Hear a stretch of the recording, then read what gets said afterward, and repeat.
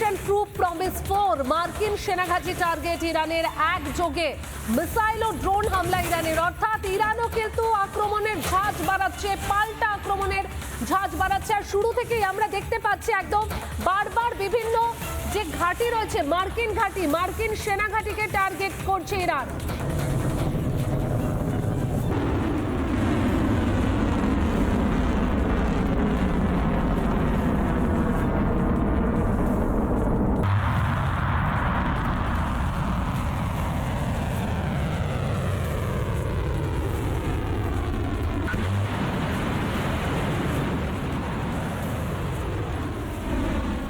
আন্তর্জাতিক সম্পর্ক বিশেষজ্ঞ পথিকৃৎ প্রাইন এই মুহূর্তে আমার সঙ্গে রয়েছেন। আপনাকে স্বাগত রিপাবলিক বাংলাতে।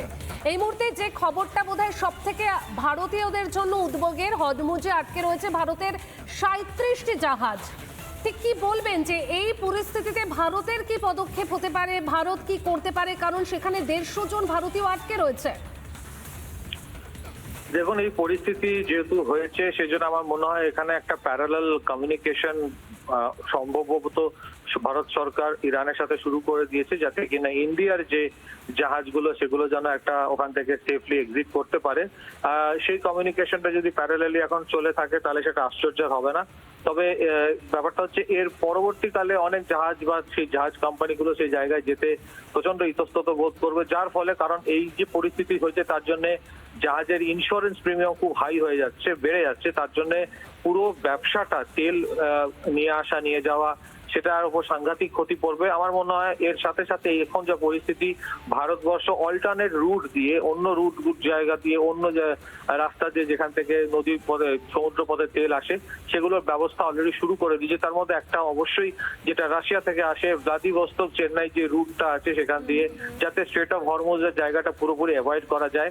তবে যা পরিস্থিতি এই মুহূর্তে, ভারতবর্ষ প্রচুর যারা মানুষ আছে যারা শিপিং কোম্পানিগুলোতে কাজ করে, তাদের একটা সিকিউরিটির ব্যাপার আছে।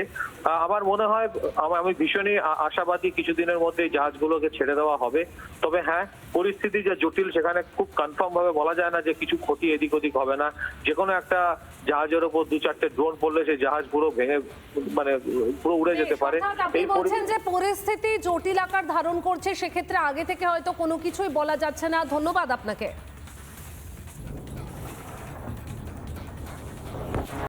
নানা ধরনের কন্টেন্ট দেখার জন্য লাইক করুন, শেয়ার করুন আমাদের ফেসবুক পেজ, সাবস্ক্রাইব করুন আমাদের ইউটিউব চ্যানেল। পাশাপাশি অন্যান্য ব্রেকিং নিউজের জন্য অবশ্যই চোখ রাখুন রিপাবলিক বাংলায়।